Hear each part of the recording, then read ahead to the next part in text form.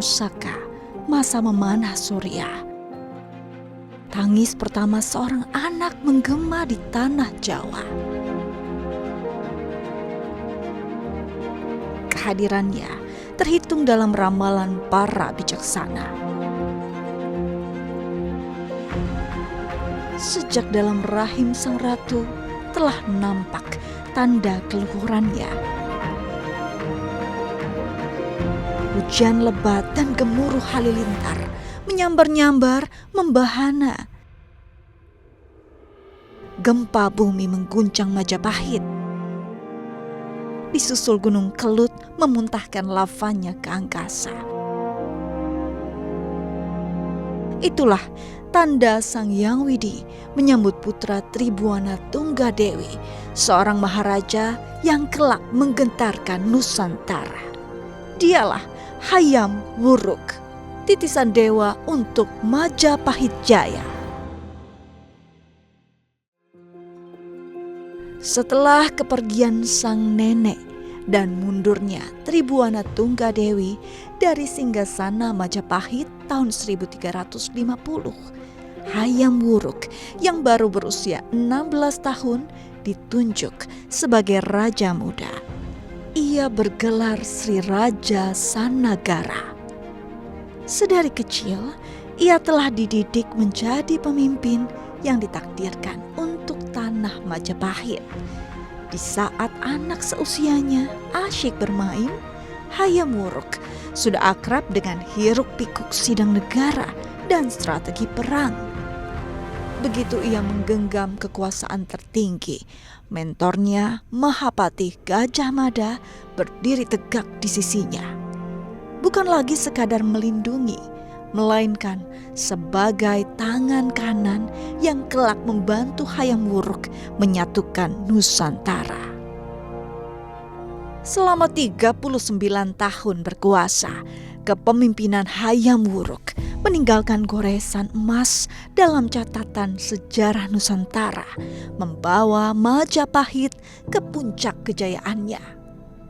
Tak hanya di Pulau Jawa, panji Majapahit berkibar dengan gagah di seluruh kepulauan Indonesia hingga Jazirah Malaka. Taring Majapahit tidak hanya tertancap di daratan.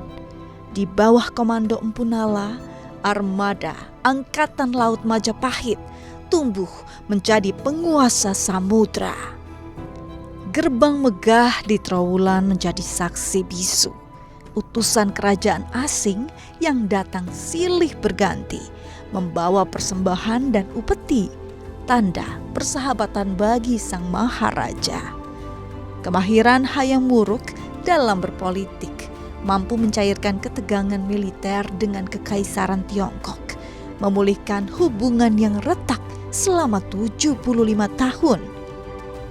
Pengabdian Hayam Wuruk terhadap tanah Majapahit tercermin nyata dari upaya tanpa lelah sang raja.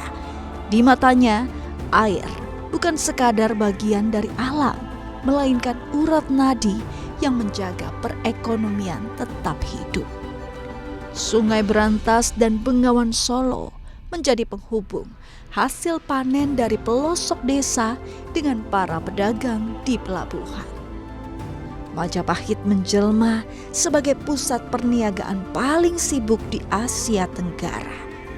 Hasil panen yang melimpah, kain sutra kesukaan putri bangsawan, hingga rempah-rempah yang lebih berharga dari emas memakmurkan rakyat Majapahit. Para saudagar kaya dari Gujarat dan Persia rela menempuh ribuan mil samudra hanya untuk bertukar nasib di jantung Nusantara. Ajaran welas asih dari sang ibunda membentuk Hayam Wuruk menjadi pemimpin bijaksana yang disegani lawan, sekaligus dicintai oleh rakyat. Ia tak segan melintasi tembok istana demi mendengar langsung ceritan ketidakadilan dari rakyat kecil yang ditindas oleh pejabat bejat istana. Kejayaan mutlak peradaban Majapahit tak hanya dirasakan oleh para pedagang dan rakyat. Para pujangga diberi ruang bebas untuk berkarya. Empu Prapanca menyimpan keagungan sang maharaja dalam kekawin Nagara Kertagama.